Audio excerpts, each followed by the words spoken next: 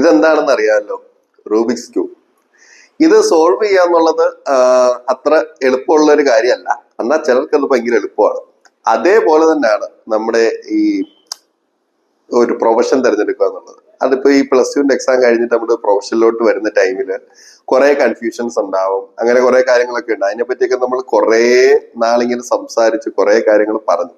പക്ഷെ ഇപ്പോൾ ഏറ്റവും വലിയൊരു സംശയം, അല്ലെങ്കിൽ ഇപ്പൊ ഏറ്റവും കൂടുതൽ കുട്ടികൾ ചോദിക്കുന്ന കാര്യം എന്താണെന്ന് ചോദിച്ചു കഴിഞ്ഞാല്, +2 എക്സാം ഓൾറെഡി വരുന്നു, റിസൾട്ട് ഇനിയും വരുന്നു. അപ്പൊ റിസൾട്ട് വരുന്ന ടൈമില് ജയിക്കോ തോക്കോ എന്നുള്ളൊരു പോയിന്റ് ഉണ്ട്. അത് വളരെ ഇമ്പോർട്ടന്റ് ആണ്. തോൽക്കുകയാണ് എന്നുണ്ടെങ്കിൽ നമ്മൾ എന്ത് ചെയ്യും? അപ്പൊ അതിനൊരു പർട്ടിക്കുലർ ആയിട്ടൊരു സൊല്യൂഷൻ നമുക്ക് വേണം. കുട്ടികളെല്ലാരും ആ ഒരു കാര്യത്തിൽ ഭയങ്കര ടെൻസ്ഡാണ്. പേരൻസ് അതിനെക്കാട്ടി വലിയ ടെൻസ്ഡാണ്. അപ്പൊ ഇതെങ്ങനെ സോർട്ട് ചെയ്യണം എന്നുള്ളത് ഞാൻ പലർക്കും പറഞ്ഞു കൊടുത്തിട്ടുണ്ട്. വർഷങ്ങളായിട്ട് നമ്മളെടുത്ത ആ ഒരു രീതിയിൽ വരുന്ന കുട്ടികളോട് ഒരു പെർമനന്റ് സൊല്യൂഷനും കാര്യങ്ങളും ഒക്കെ നമ്മുടെ കയ്യിലുണ്ട്. അപ്പൊ അതിനെപ്പറ്റി ഒരു ഡീറ്റെയിൽ ആയിട്ട് ഒരു വീഡിയോ ചെയ്യാനാണ് ഞാൻ ഇന്ന് ഉദ്ദേശിക്കുന്നത്. അതിന്റെ ഡീറ്റെയിൽസും കാര്യങ്ങളും ഒന്ന് നിങ്ങളോട് എല്ലാവരോടും ഒന്ന് ഷെയർ ചെയ്യാം. ഓക്കെ. അപ്പൊ നിങ്ങൾക്ക് +1 എക്സാമിന് നിങ്ങൾ അറ്റൻഡ് ചെയ്ത് വന്നു, +1 എക്സാം കഴിഞ്ഞിട്ട് വന്നു, ഇപ്പൊ ഇംപ്രൂവ്മെന്റ് റിസൾട്ടും ഇന്നലെ വന്നു, എന്നിട്ട് നിങ്ങൾ +1 ക്ലിയർ ആയിട്ടില്ല. അപ്പൊ +2 നിങ്ങൾ ഓൾറെഡി ടെൻസ്ഡ് ആണ്. ഓൾറെഡി ഫിസിക്സ് കെമിസ്ട്രി ഒക്കെ നല്ല പാടുമാണ്. അപ്പൊ ആ ഒരു ടൈമില് ജയിക്കോ തോക്കോ എന്നുള്ളത് ഏറ്റവും വലിയൊരു ഇതാണ്. അപ്പൊ അത് അറിഞ്ഞതിന് ശേഷം മാത്രമേ നിങ്ങൾക്ക് പ്രൊഫഷനിലോട്ട് എടുക്കാൻ പറ്റുള്ളൂ.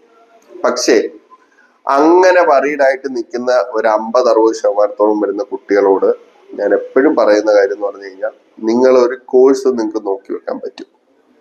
അതിന് ടെമ്പററി ആയിട്ട് വേണമെങ്കിൽ നിങ്ങൾക്ക് അഡ്മിഷൻസ് എടുക്കാൻ പറ്റും. അതായത് ടെമ്പററി ആയിട്ട് നിങ്ങൾക്ക് ഒരു പക്ഷേ ഡിപ്ലോമ കോഴ്സുകൾ എടുക്കാൻ പറ്റും. ഇൻ കേസ് ജയിക്കുകയാണെന്നുണ്ടെങ്കിൽ ആ ഡിപ്ലോമ എടുത്തതിന് തന്നെ ഡിഗ്രിയിലോട്ട് നിങ്ങൾക്ക് കൺവേർട്ട് ആവാൻ പറ്റും.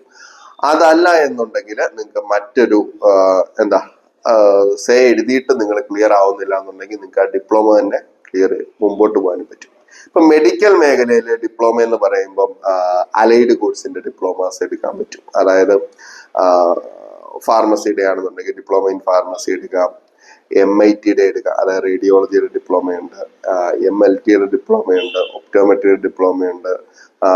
അതേപോലെ നമുക്ക് എല്ലാ കോഴ്സിനും, മെഡിക്കലി വരുന്ന അലൈഡ് വരുന്ന എല്ലാ കോഴ്സിനും ഡിപ്ലോമ കോഴ്സുകളുണ്ട്, 2 വർഷത്തെ കോഴ്സുകളുണ്ട്.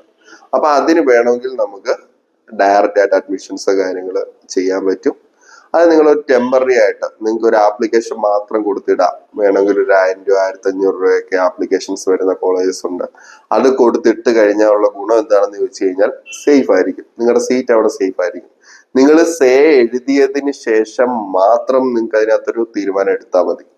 സേ എഴുതി കഴിഞ്ഞിട്ട് മാത്രം നിങ്ങൾക്ക് ഒരു തീരുമാനം എടുത്താൽ മതി. ഇനി ഇൻ കേസ് നിങ്ങൾക്ക് മെഡിക്കൽ സ്വിച്ച് ചെയ്യണം, അതായത് മെഡിക്കൽ വേണ്ട, നിങ്ങൾ ജയിച്ചു, സേ എഴുതി നിങ്ങൾ ജയിച്ചു, മെഡിക്കൽ വേണ്ട എന്നുണ്ടെങ്കിൽ ആ ടൈമിൽ നിങ്ങൾക്ക് നോർമൽ ഡിഗ്രിയിലോട്ടോ ഈവൻ നിങ്ങൾക്ക് BSc നേഴ്സിംഗിലോട്ടോ അങ്ങനെയൊക്കെ പോകണമെങ്കിൽ അങ്ങനെ വേണമെങ്കിൽ സ്വിച്ച് ചെയ്യാനുള്ള ഒരു സാവകാശം നിങ്ങൾക്ക് കിട്ടും. അതെന്തായാലും നിങ്ങൾക്ക് പ്രോപ്പറായിട്ട് കിട്ടും. ഇപ്പൊ നിങ്ങളെ ഒരുപാട് പേര് ടെൻസ്ഡ് ആകുന്നുണ്ട്, സീറ്റ് തീരാറായി, അതായി ഇതായി, അഡ്മിഷൻ എടുക്കുക, അങ്ങനെ ഇങ്ങനെയാന്നൊക്കെ പറഞ്ഞ് എങ്ങനെയെങ്കിലും ഒക്കെ നിങ്ങളെ കൊണ്ട് അഡ്മിഷൻ എടുപ്പിക്കും. അഡ്മിഷൻ എടുത്ത് ലെറ്റർ വന്നു കഴിഞ്ഞാൽ പിന്നെ അവിടെ നിന്ന് എമൗണ്ടോ റീഫണ്ടോ കാര്യങ്ങളോ ഒന്നും കിട്ടത്തില്ല. അപ്പൊ അത് നിങ്ങളെ സ്വാഭാവികമായിട്ട് ബാധിക്കും. അത്ര പൈസ ലോസ് ആവും. ഇത് ലോസ് ഒന്നും ആവാത്ത രീതിയിൽ എങ്ങനെ പോയാലും 4 കാലി വീഴാവുന്ന സൊല്യൂഷൻസ് ആണ് ഞാൻ എപ്പോഴും എല്ലാവരോടും പറയുന്നത്. അതേപോലെ സൊല്യൂഷനാണ് ഇവിടെയും പറയുന്നത്. സേഫ് ആയിട്ട് നിങ്ങൾക്ക് മുമ്പോട്ട് പോകാൻ പറ്റും. ഓക്കെ, ഞാൻ ഒരിക്കൽ കൂടി പറയാം, കാര്യം അത് നിങ്ങൾക്ക് പെട്ടെന്ന് ക്ലിയർ ആയെന്ന് വരത്തില്ല. നിങ്ങൾ +2 എക്സാം ഫെയിൽ ആവും എന്നൊരു ടെൻഷനിലാണ് നിൽക്കുന്നതെങ്കിൽ നിങ്ങൾ ധൈര്യമായിട്ട് കോണ്ടാക്ട് ചെയ്യാനുള്ള ഡീറ്റെയിൽസും കാര്യങ്ങളും ഉണ്ട്, കോണ്ടാക്ട് ചെയ്യുക. അതെങ്ങനെയാണ് ചെയ്യുന്നതെന്ന് ചോദിച്ചു കഴിഞ്ഞാൽ, നിങ്ങൾക്കൊരു മെഡിക്കൽ ഡിപ്ലോമ കോഴ്സ് സെലക്ട് ചെയ്യുക ആദ്യം. വേറെ ഡിപ്ലോമ ഉണ്ട്, ഓയിൽ ആൻഡ് ഗ്യാസ്, പെട്രോളിയം, അങ്ങനെയൊക്കെ പറഞ്ഞിട്ട് കുറെ ഡിപ്ലോമ കേസുകളുണ്ട്, ലോജിസ്റ്റിക്സിന്റെ ഒക്കെ ഉണ്ട്. പക്ഷെ അതൊന്നും അത്ര പ്രൊഡക്റ്റീവായിട്ട് റിസൾട്ടിലോട്ടോ അല്ലെങ്കിൽ നിങ്ങൾക്ക് ലാറ്ററൽ എൻട്രി മാറി മുമ്പോട്ട് പോകാനോ എടുക്കാനോ ഒന്നും പറ്റത്തില്ല. അതുകൊണ്ട് മെഡിക്കലാണ് എപ്പോഴും ഏറ്റവും സേഫസ്റ്റ് ആയിട്ട് നമുക്ക് ഡിപ്ലോമ എടുക്കാൻ പറ്റുന്ന കോഴ്സ്. എങ്ങനെ പോലെ ഒരു ജോലി സാധ്യത ഉണ്ടാവും. അപ്പൊ അത് നിങ്ങൾ സെലക്ട് ചെയ്യുക, ഏത് കോഴ്സ് വേണമെന്നുള്ളത് സെലക്ട് ചെയ്യാൻ. ഇനി നിങ്ങൾക്ക് പറ്റുന്നില്ല എന്നുണ്ടെങ്കിൽ അതിന് നമുക്ക് ഹെൽപ്പ് ചെയ്യാം. അത് ആ ഒരു സെലക്ഷൻ പ്രോസസ് കംപ്ലീറ്റ് ചെയ്യാം. ആ ഒരു സെലക്ഷൻ പ്രോസസ് കംപ്ലീറ്റ് ചെയ്തതിന് ശേഷം അതിനൊരു ആപ്ലിക്കേഷൻ ഫീസ് ഉണ്ടാവും. അത് മേ ബി ഒരു 1000 രൂപ 1500 രൂപ റേഞ്ച് ഒക്കെ ആയിരിക്കും. ഡിപ്പെൻസ് ഓൺ കോളേജ്, അല്ലെങ്കിൽ കോഴ്സ് അങ്ങോട്ടും ഇങ്ങോട്ടും ഒക്കെ ചേഞ്ച് വരാം. അപ്പൊ അത് കൊടുത്ത് നിങ്ങളത് ടെമ്പററി ആയിട്ട് ബുക്ക് ചെയ്തിടാം. ടെമ്പററി ആയിട്ട് ബുക്ക് ചെയ്തതിന് ശേഷം നിങ്ങൾ ഇപ്പൊ ഫെയിൽ ആവുകയാണെന്നുണ്ടെങ്കിൽ നേരെ സേ എക്സാം അറ്റൻഡ് ചെയ്യാം. സേ എക്സാം അറ്റൻഡ് ചെയ്തതിന് ശേഷം നിങ്ങൾ ഫെയിൽ ആവുകയാണെന്നുണ്ടെങ്കിൽ നമുക്ക് ആ ഡിപ്ലോമ സീറ്റ് കൺഫേം ചെയ്തിട്ട് മുമ്പോട്ട് പോകാം. ഇനി അതല്ല നിങ്ങൾ ജയിക്കുകയാണെന്നുണ്ടെങ്കിൽ നിങ്ങൾക്ക് ഒന്നെങ്കിൽ അതേ ഡിപ്ലോമ കോഴ്സിന്റെ തന്നെ മെയിൻ ഡിഗ്രി കോഴ്സിലോട്ട് കൺവേർട്ട് ചെയ്യണമെങ്കിൽ കൺവേർട്ട് ചെയ്യാം. അതായത് ഡിപ്ലോമ ഇൻ റേഡിയോളജി ആണെന്നുണ്ടെങ്കിൽ മെയിൻ റേഡിയോളജിയിലോട്ട് കൺവേർട്ട് ചെയ്യാം. അതല്ല നിങ്ങൾക്ക് വേണമെങ്കിൽ വേറെ BSc NSc അങ്ങനത്തെ കോഴ്സുകൾ നോക്കണമെങ്കിൽ അങ്ങനെ വേണമെങ്കിൽ കൺവേർട്ട് ചെയ്യാം. അതല്ല നിങ്ങൾക്ക് ഡിഗ്രിയിലോട്ട് കൺവേർട്ട് ചെയ്യണമെങ്കിൽ അങ്ങനെ കൺവേർട്ട് ചെയ്യാം. അതായത് BC add-on, BBA logistics, aviation അങ്ങനത്തെ കോഴ്സുകളിലോട്ട് വേണമെങ്കിൽ കൺവേർട്ട് ചെയ്യണമെങ്കിൽ അങ്ങനത്തെ കോഴ്സുകൾ വേണമെങ്കിൽ നമുക്ക് മാറാൻ പറ്റും. ഇതാണ് അതിന്റെ ചോയ്സ്.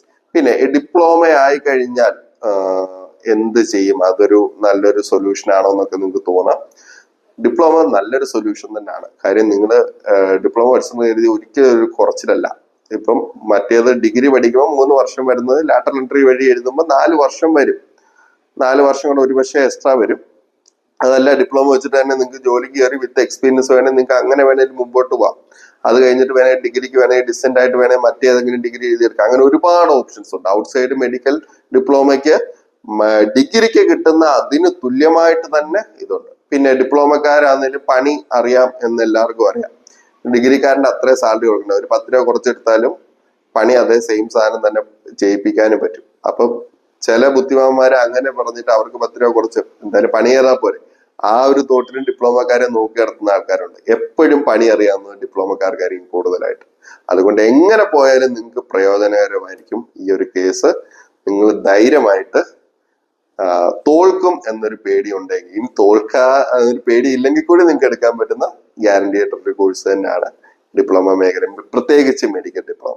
ഓക്കെ, അതാണ് അത്രയും കാര്യം. പിന്നെ ഈ തോൽവി എന്നുള്ളത് ഒരു വലിയൊരു ഭാരമായിട്ടോ ഒന്നും നിങ്ങൾ കാണരുത്. നിങ്ങൾ പേരൻസ് ആണെങ്കിൽ ശ്രദ്ധിക്കേണ്ട ഒരു കാര്യമുണ്ട്, ഒരുപാട് സ്ട്രെസ് കൊടുക്കരുത്. ഓക്കെ, അവർക്ക് ഇപ്പൊ അവരുടെ ഒരു പഠിക്കാതിരുന്നവരുടെ തെറ്റാണെന്നുണ്ടെങ്കിൽ ഓക്കെ, അതൊരു തെറ്റാണ്, നിങ്ങൾ തിരുത്തേണ്ട ഒരു കാര്യമാണ്. ഇമ്പോർട്ടൻസ് എന്താണെന്ന് മാത്രം മനസ്സിലാക്കി കൊടുക്കുക. അതിനെ കുറ്റപ്പെടുത്താനോ കൂടുതലൊക്കെ ആണെന്നുണ്ടെങ്കിൽ പണ്ടത്തെ അത്രയും ഒരു മനക്കെട്ടിയോ കാര്യങ്ങളോ ഒന്നും ഇപ്പോഴത്തെ കുട്ടികൾക്കില്ല. അതുകൊണ്ട് കൂടിയാണ് ഞാനിപ്പോ സംസാരിക്കാൻ വരുന്നത്. നിങ്ങൾക്ക് ഇത്രയും ഒരു വഴിയുണ്ട്. നിങ്ങൾ ദൈവത്തെ ഓർത്ത് അവരെ അമിതമായിട്ട് ക്രൂശിക്കാനോ എടുക്കാനോ നിൽക്കരുത്. പലരും പെട്ടെന്നാണ് ഇപ്പൊ തീരുമാനം എടുക്കുന്നത്. ജീവന്റെ വിലയൊന്നും ഒരു വാല്യൂ ഇല്ല, പെട്ടെന്ന് പോയി ആത്മഹത്യ അങ്ങനെ എന്തെങ്കിലുമൊക്കെ ചെയ്യും. അങ്ങനത്തെ ഒരുപാട് ഇൻസിഡന്റ് ആയി. ഇതെല്ലാം കണ്ട് നമ്മൾ തന്നെ ഒരു വല്ലാത്തൊരവസ്ഥയിലോട്ടായി. അതുകൊണ്ടാണ് വീണ്ടും ഈ പറയുന്നത്, ദയവ് ചെയ്ത് നിങ്ങൾ കുട്ടികൾക്ക് ആവശ്യമില്ലാത്ത ടെൻഷനോ കാര്യങ്ങളോ ഒന്നും കൊടുക്കരുത്. ഇപ്പൊ ഈ റൂബിക്സ് ക്യൂബ് ഇതിനൊരു ടെക്നിക്കുണ്ട്, അത് ചെയ്യാന്നുണ്ടെങ്കിൽ നമുക്ക് സോൾവ് ചെയ്യാൻ പറ്റും. അങ്ങനെ എല്ലാത്തിനും ഒരു ടെക്നിക്കുണ്ട്.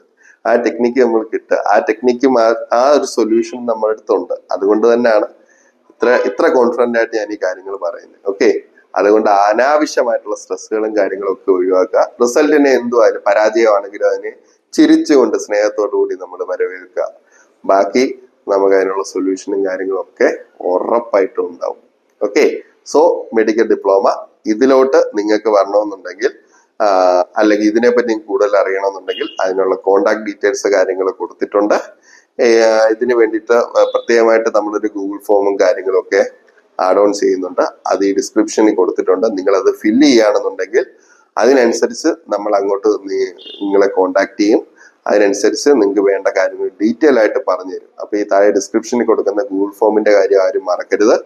അത് നിങ്ങൾ ഫില്ല് ചെയ്തോളുക. നിങ്ങൾ തോൽക്കും എന്നൊരു പേടിയുണ്ടെങ്കിൽ ധൈര്യമായിട്ട് ഫില്ല് ചെയ്തോളുക. നിങ്ങൾക്ക് ഒരു നഷ്ടമില്ല. തിരിച്ച് കോണ്ടാക്ട് ചെയ്ത് ഡീറ്റെയിൽ ആയിട്ട് ഇതെല്ലാം നിങ്ങൾക്ക് പറഞ്ഞു തരും.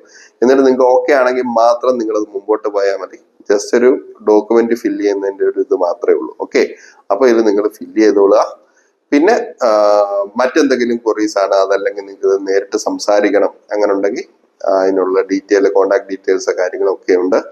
ഇഷ്ടപ്പെട്ടെങ്കിൽ ഈ വീഡിയോ ഷെയർ ചെയ്യുക. ഈ ഒരു അവസ്ഥയിൽ നിൽക്കുന്ന നിങ്ങളുടെ ഫ്രണ്ട്സിനോ അല്ലെങ്കിൽ നിങ്ങളുടെ ഫ്രണ്ട്സിന്റെ മക്കൾക്കോ ആർക്കൊക്കെ ആണെന്ന് വെച്ചാൽ ഈ വീഡിയോ ഒന്ന് ഷെയർ ചെയ്തോളുക. ഓക്കെ, അപ്പൊ ഇത്ര മാത്രം പറഞ്ഞുകൊണ്ട് നിർത്തുന്നു. നന്ദി, നമസ്കാരം. മറ്റൊരു വീഡിയോ ആയിട്ട് അടുത്ത ദിവസം വീണ്ടും കാണാം.